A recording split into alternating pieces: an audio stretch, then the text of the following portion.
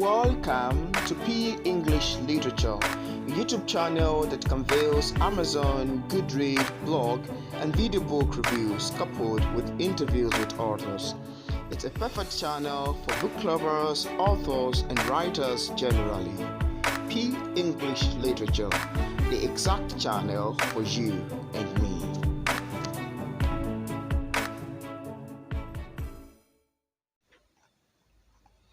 Massocki Ma Massocki is a colonist and activist aligned to Pan-Africanism. He writes for digital and regional and international organizations. His first book, The Pride of an African Migrant, was published in 2020 by Pierce Rock Press. It's a pleasure to have Mr. Massocki Ma Massocki, the author of Biték, from whom Death Ran, featured on P English Literature. Hi there, Mr. Massocki. Hi, Peter. Thank you very much for having me. The pleasure is also mine. Yeah, it's really a pleasure to have you on the show, and I'm really excited to speak with you concerning your book, Biték from whom Death Ran. Also, thank you for tuning in into our African dress mode. Okay, Mr. Massocki, without wasting much of time, I'd love to, move straight into the interview, and that's why we're here. I want to specifically ask you about, Biték from whom Death Ran, which is actually your second published book. While I read through this book, you wrote a story. You've written a story about Biték, which is actually the real life story of your father, Biték Bibimia, that detailed his life when he was in Cameroon and when he moved to Nigeria. This story or this book actually has a role to play towards, the conservation of the African history. And I was going to ask you, how do you find yourself writing about Biték in a way that it plays a crucial role towards the conservation and the preservation of the cultural heritage of the Cameroonians? How does this feature define your personality as being an activist and a colonist aligned with Pan-Africanism? Thank you very much. I think there are many questions you have asked. Okay, first of all, I did not intend to write the book to talk about the preservation of the cultural heritage of my people, of Biték ancestors. My first aim was just to write the story of his life, because I learned that he left his first two children in Nigeria while he was running away from Nigeria. So my main aim was to write his life story in order to try to reconnect with my relative in Nigeria that we have yet to meet, And it also happened that you cannot write a life story of somebody without talking about his culture, because for you to understand the way somebody acts, you have to understand the culture in which he lives, in which he was born, because the culture determines who we will become. And through the understanding of culture, you can understand the way people act in a certain way. So I was forced to talk about his culture because this is where he was born, so that readers may understand the. Yeah, that's really fantastic, and I can really say that that also have a sort of connection with you as being, an activist and economist aligned with Pan-Africanism. That's intriguing. There is also something that I find quite exceptional while I read through your book, and that's the author's note section of the book, where you made mention that this book was specifically written with hope that you may connect with your family member whom Biték had abruptly left with Amadi while he was leaving Nigeria for Cameroon. Consider the time that this event has happened, because this event has happened as far back as 1933. And while I read through the author's note section of your book, I was particularly intrigued by it, and I was like, wow, I really hope that you can connect with it. But I was very curious, considering the event, considering the long time ago that this event has happened, how do you think that this, aim is ever going to be achievable? Do you think is ever going to be possible? Yes, for two reasons. First of all, we Africans, we are the oldest civilization. In fact, we are the cradle of mankind because all people come from black people. And through our tradition, to our oral tradition, we have preserved the history of our ancestors. I can tell you my ancestor name at least for 40 generations. Because when you go to the village, for instance, when you go to the village, they say, "Who are you?" They want you to introduce yourself. You have to introduce yourself by also calling the name of your ancestors. This is how people from that village will know that you are also from that village. Because in fact, in Africa, we are not an individual society. We're a collective society. We're a community. That's why that's why your ancestor name is also your name. So when you go to the village and you ask you to introduce yourself, you start calling the name of your ancestors before you can enter your name. Because my name as Massocki is not only my name. That's why I call myself Massocki Ma Massocki, which means Massocki, son of Massocki. But because I cannot write the whole lineage in a book, I just have to make it short, Massocki Ma Massocki. But I can go to my father's ancestor. So to come back to your question, so for instance, if I go to my village, I give that name. They will know that this guy is the son of this village. In the same way, the relative that my grandfather left, they also have an oral tradition. They also have the tradition. Even the Igbo people, when the Igbo people introduce themselves, they also call their ancestors. Now, so to that oral tradition, we can meet. And secondly, if the book become very successful, if the book become very successful, that is very easy. They will say, okay, our ancestor or our father told us this story. Because I'm sure that this story has been also passed to them from generation to generation. Because those relatives, those two sons of Biték, when the father left Nigeria, they was present, and I'm sure that they also narrated that story to the children. And the children also narrate the story to their children. Because we in Africa, we have what we call an oral tradition. And if the book become successful, yes, this is very possible that we will meet in some way. Wow. Yes, I can really resonate with that because I also believe that if the book is successful, then there will definitely be a mean of connection. Okay, take for instance Things Fall Apart that is quite successful in almost all the nations of the world today. Assuming it's you can compare BTEC to Things Fall Apart, then definitely there will be a mean of connection, and I really hope that it becomes a successful book.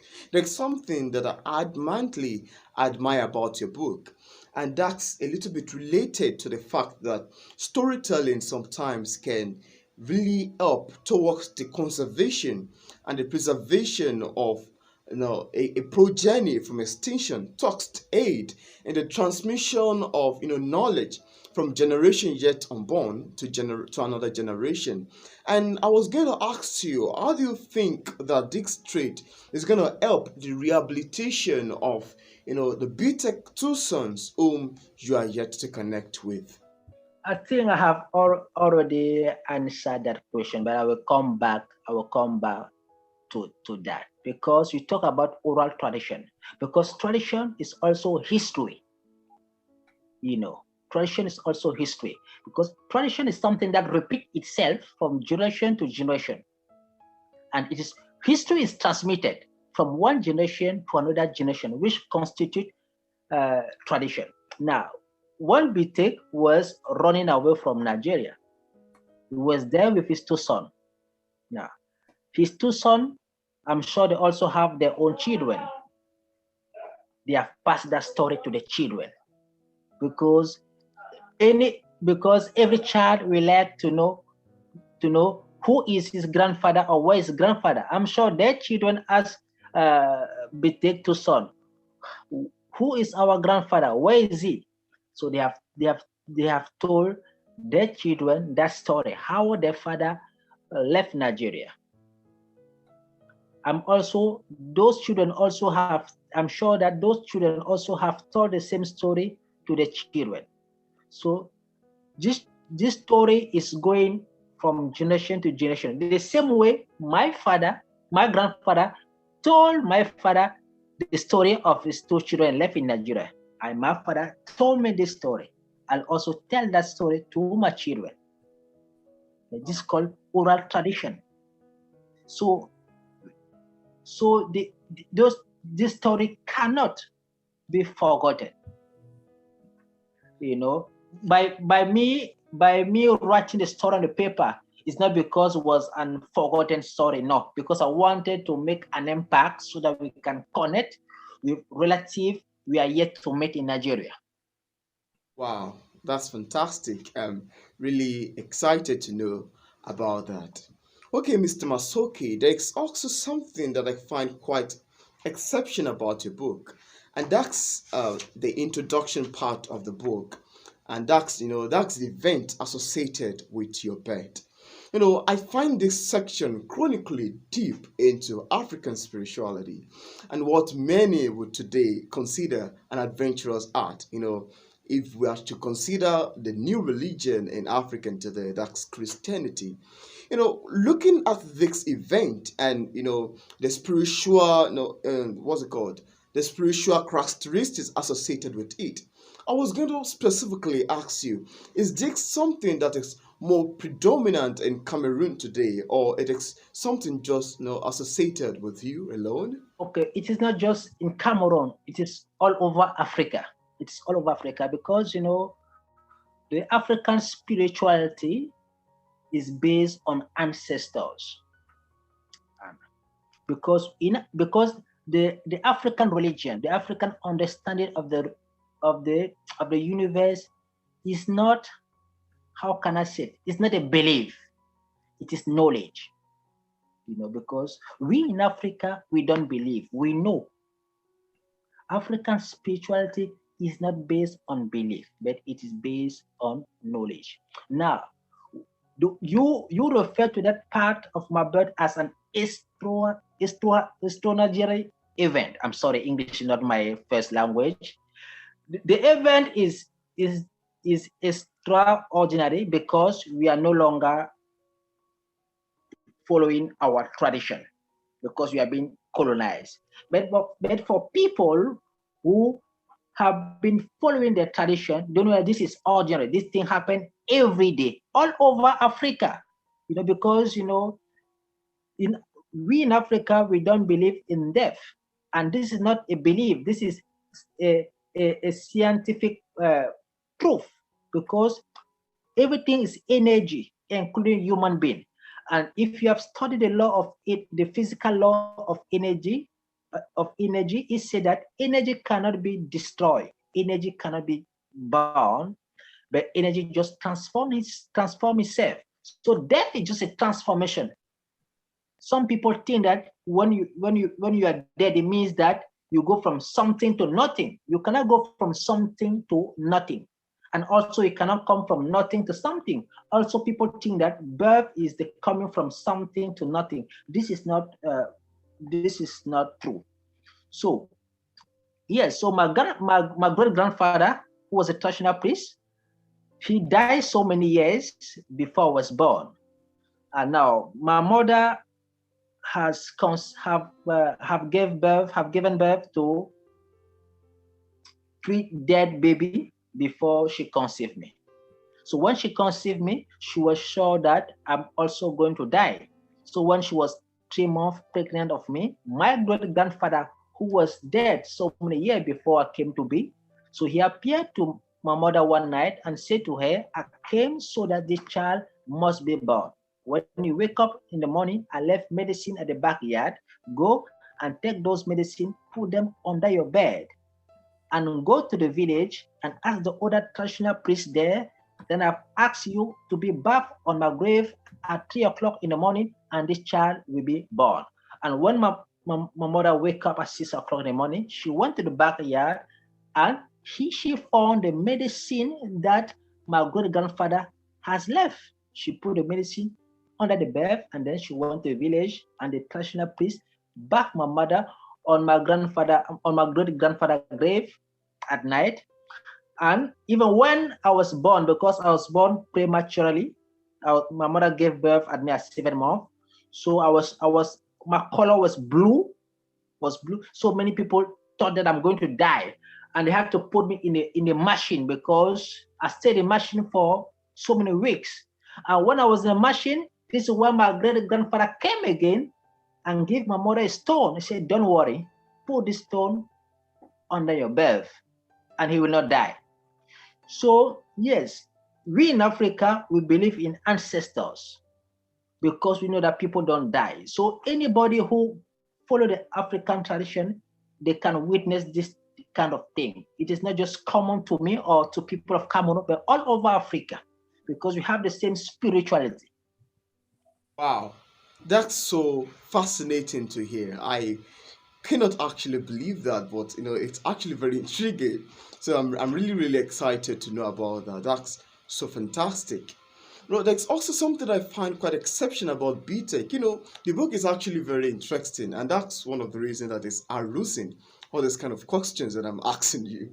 There's something I found quite intriguing about Biték A from Umdedran, and that's the part where you spoke about, spiderly bobo, which is, intrinsically symbolic to the Bassa people, and it's a taboo. It's forbidden to be killed.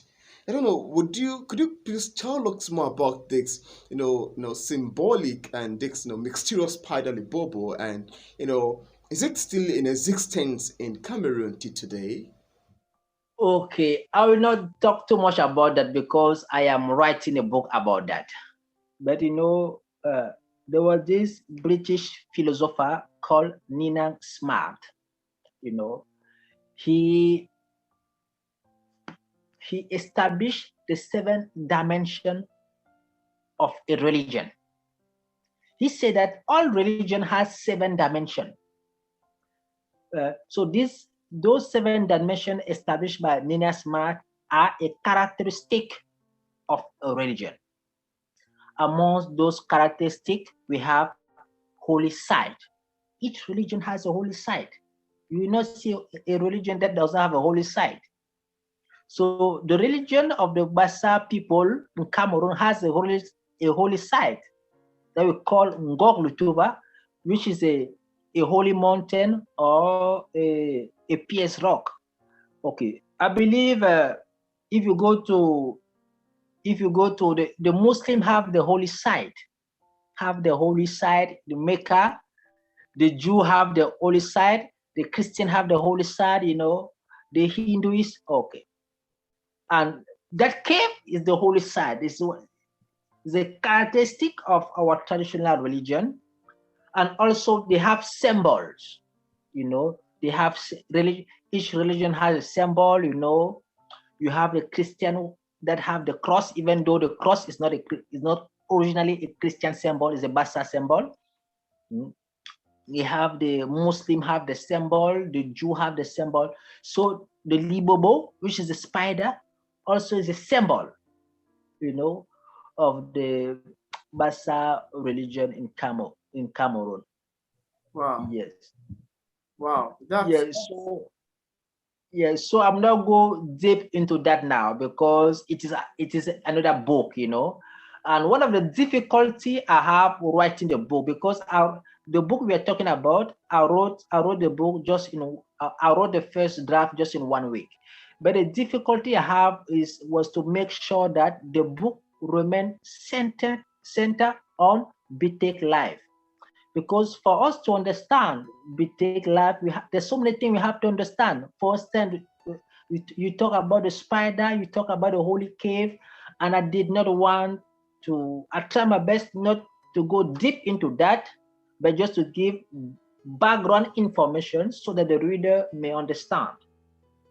wow, wow. It's really exciting to know that you wouldn't love to talk much about the spiderly bobo. And I'm excited to know that you're also writing a book about that. I can't wait to read that also. Okay, Mr. Massocki, there is also something I find about your book. In your book, Biték from Umdetran, you seems to express some ill notion towards the outcome of German colonization in Cameroon, especially with the fact that it bet an era of forced labor, take away, windswept the cultural identity of Bitek ancestors, and very form of inhumanity. And I was going to specifically ask you, what role do you think that colonization acts to play towards the current situation in Cameroon today? How do you think that this event really influenced the current situation in Cameroon today? Colonization is evil. Colonization is evil. You know, you have actually, I can say there are at least two war, two war happening right now in Cameroon. We have in the English-speaking part of Cameroon, we have the English-speaking Cameroonian who are fighting for an independent country because they want secession. In the northern part of Cameroon, we have the Islamic, we have the uh, terrorist organization called Boko Haram, which also want to impose the Sharia. And all these are direct consequences of colonization.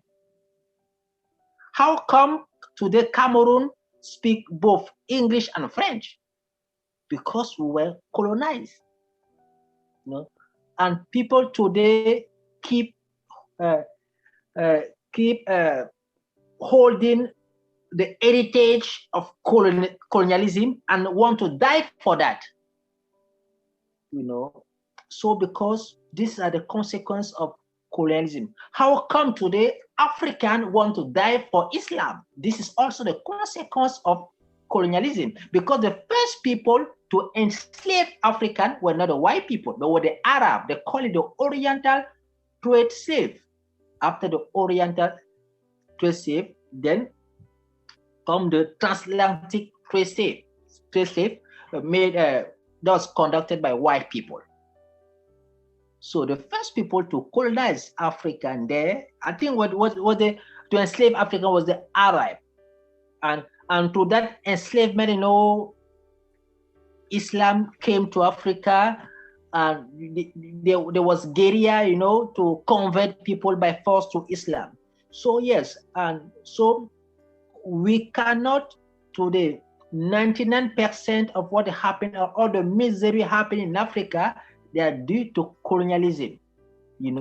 Even hunger itself is hunger, famine, poverty, is colonialism, because we have what happened that we have run away.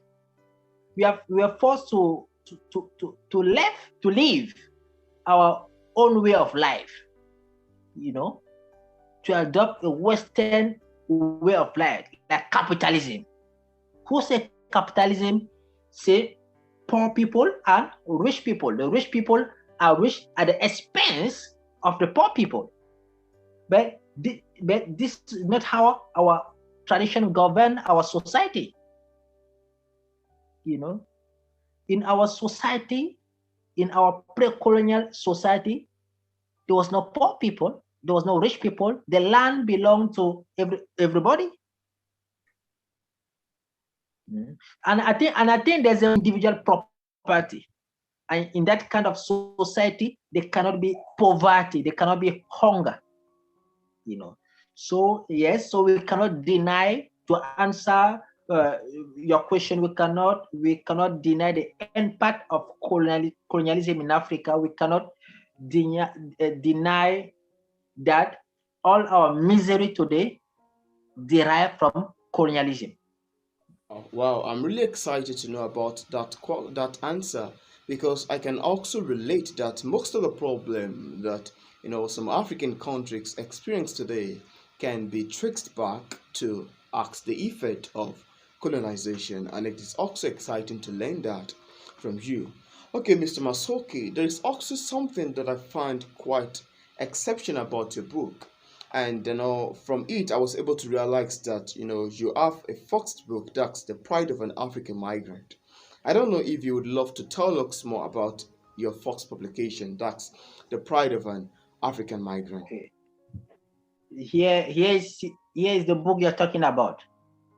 uh, the Pride of an African Migrant. Okay, and that's the title, and the subtitle is "In Remembrance of Jimmy Mubenga, a Martyr of Globalization, Murder by the UK border regime on a British Airways flight to Angola."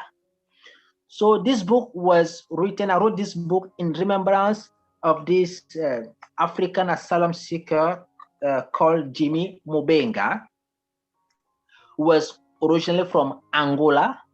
So he was tortured and killed in 2010 at Heathrow Airport in London, because the British government wanted to deport him back to his country, even though that was against the international convention signed and ratified by the UK government. So he refused to be deported, so was beaten and tortured and killed at Heathrow Airport. So he died in the plane before the plane could take off. And at that time, I was still in England at that time. So I was the one who I went to protest at the city of in front of the UK Home Office in the city of Liverpool. And because of that, I was arrested, and I was arrested, uh, then taken naked into a frozen cell. After some time, my residence was burned because they tried to kill me. All this happened in 2010. So I wrote this book in memory of this guy, and also to bring awareness uh, about the violation of the human rights violations of African migrant in the UK. So how African migrant and asylum seeker are being tortured, are being killed in the UK. Yes, so our questions the notion of human rights and democracy in the Western world, and particularly in the UK government. Wow, the pride of an African migrant really sounds very interesting. But especially the part where you made mention about your own experience with it, I have never thought about such kind of inhumanity that was being expressed to African asylum seekers in the United Kingdom. And it's really, really intriguing to know that you actually wrote it, The Pride of an African Migrant, in respect of Jimmy Mubenga. That's very exciting, and it's also very interesting to know that you also wrote some part about your own experience where you were, taken to the prison and being tortured just because you protested for his death. That book sounds very intriguing. I think I would love to read it. And also, if for those who are watching us, if they would like to read this book, The Pride of African Migrant, I advise them to purchase the revised edition. The revised edition. It is written on the front cover, revised edition, because the first edition is no longer out. Wow, that's great. That's fantastic. I'm quite sure the book could be wonderful from your description. I can have, a grasp that it's gonna be wonderful. Yes, also I was very happy because the book was reviewed by the University of Birmingham in England, the University of Pretoria in South Africa. Wow. At the back, so those universities wrote the blurb at the back cover. Wow, wow, that book really sounds very interesting. I really cannot wait to lay my hand upon it, read, and probably review it on this channel. That's really very exciting, especially that section that has to do with your story. I love reading nonfiction, so I'm really, really intrigued to read it. Okay, Mr. Massocki, there's also something I find quite, exceptional about Biték from Umdedran. And that's the fact that the book asks something to do with the effect of colonization. It expounds on the history of colonization in Cameroon. As a Pan-Africanist writer, as a Pan-Africanist, I was going to ask you, what effect do you think that colonization have? What role do you think colonization has had over the Cameroon country? I want to ask you, is it of great advantage or of great disadvantage to the people? There's no advantage at all colonialism, even though great African writer like Chino Achebe said that he believed that colonialism not only have disadvantage but also have advantage. Me, I don't see any advantage in that, because we, you know, we have we have we're forced to abandon so many things: our culture, our tradition, our way of life, our peace, our religion, our God.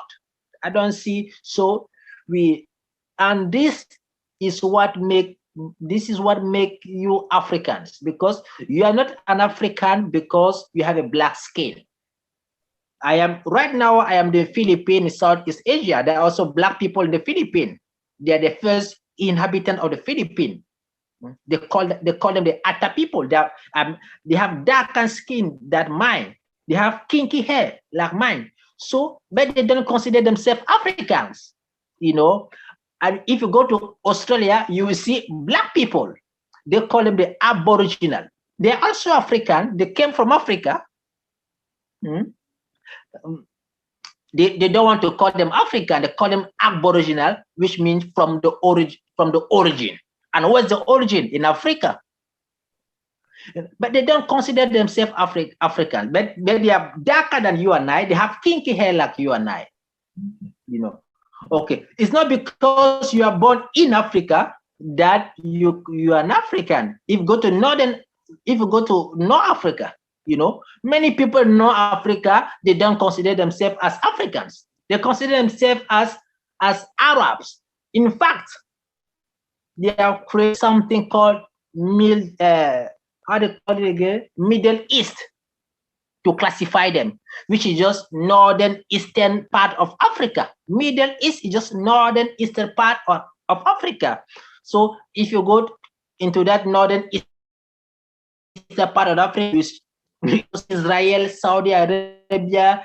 So now, so what make you African is what taken from you by the evil of colonialism.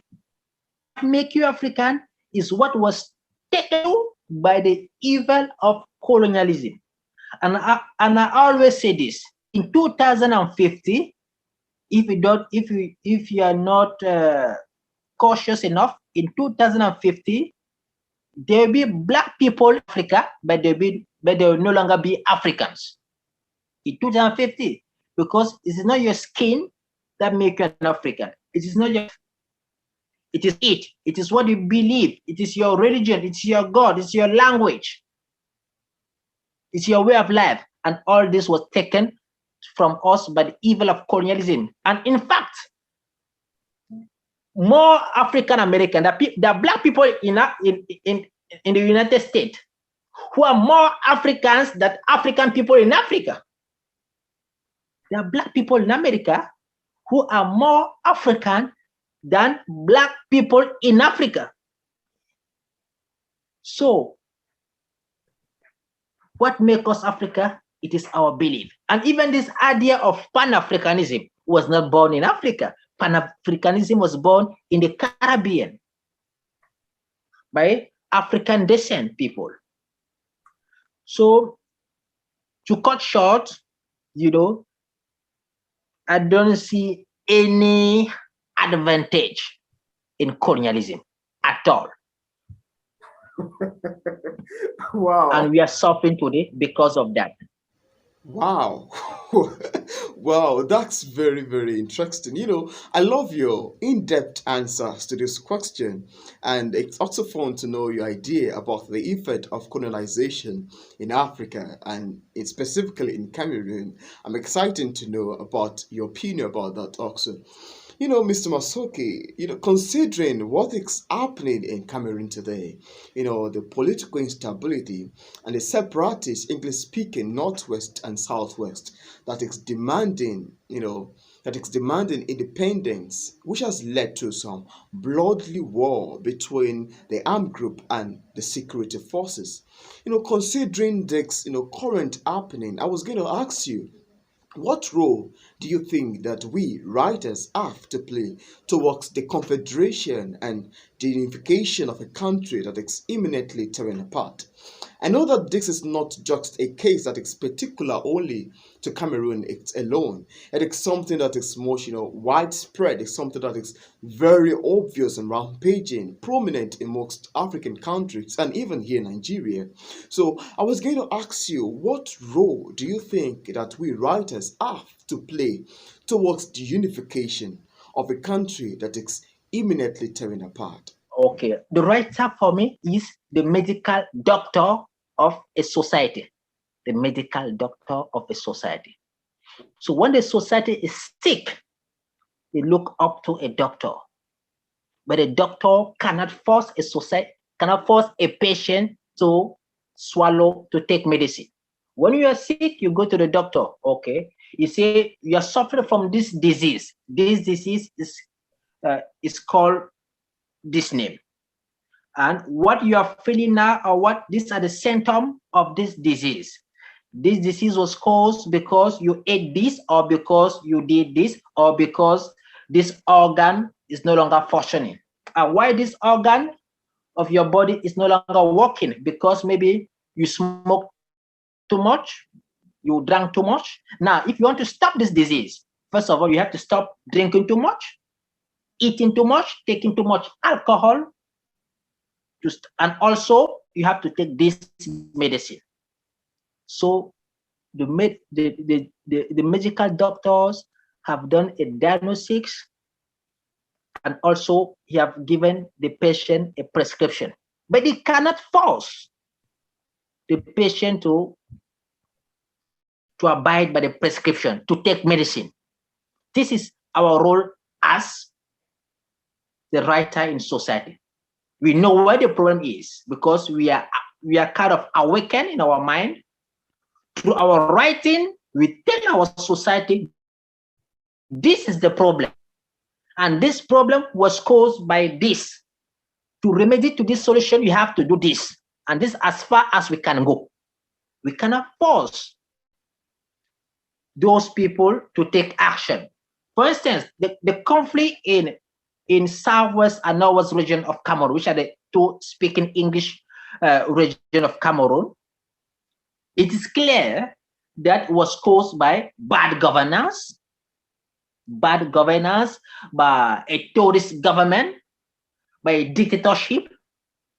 In fact, Cameroon has never have a legitimate government because all those people who have been ruling Cameroon, they were just puppet of France. They are placed there to carry on with colonialization. This is what called neo-colonialism. So we see the cause of the conflict now. We will prescribe the medicine, but we cannot force the belligerent. We cannot force those parties to accept or to take the prescription, to take the medicine that's been offered by the medical doctor, who in this case is the writer. So yes, we can just prescribe them, and yes, because this is a collective problem and it has collective solution. So the writer alone cannot change the society. We can just show the way. Here is the way to go, but we cannot walk the walk for them. Oh, that's actually true. That's actually true. We writers, like you said in your illustration, you make a response or example about a doctor, the prescription, and the patient. The doctor in that sense could be likened as we writers, and the patient could be likened as the environment, that's the society. Now, the prescription can be likened to us as work. And as you said that doctor can only prescribe a drug, but he cannot force the patient to take it. And so we writers can only give out solution to the society, solution that would help in the unification of a country that is imminently tearing apart. But we cannot force the people to go in the way. It's now left for the people to decide if they're gonna shoot the way with which you've written down, if they're gonna go with the solution we provided or not. And that's very, very exciting. And that also made me remember one of Chinua Achebe's. There was a country where he wrote about the role of a writer in Africa. And that's actually one of the reasons why I want to specifically ask you the question, because you're a Pan-Africanist, you're a colonist, and you're an activist. And I'm so excited to know about that. Your response to that is actually very intriguing, even coupled with Chibik's opinion on there was a country here. So, Mr. Massocki, there's also something I want to ask you, and I want to give you the opportunity, if you like, to talk about or share with the viewers, concerning your book. If there's anything you just like to share with the viewers concerning Biték from Umdetran that I probably might have not mentioned, that you just felt to share with the viewers. Nothing much I would like to share with the reader, because I did not write this book with a particular, with a, I did not have a bias when writing the book, So I did not have like any particular idea in mind while writing the book, So I cannot tell readers or those who are watching us anything about the book. I just want them to read the book and draw their own conclusion and form their own opinion of the book. I cannot form an opinion for this book. Me, I just write the story of my grandfather as it was told to me by my father. Now it's for them now to form their own conclusions, and their own opinion on the book.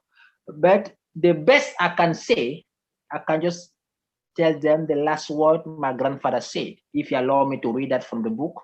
Okay.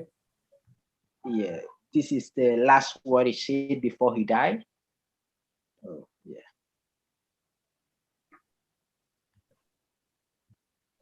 Actually, that was in chapter 13. Biték last word.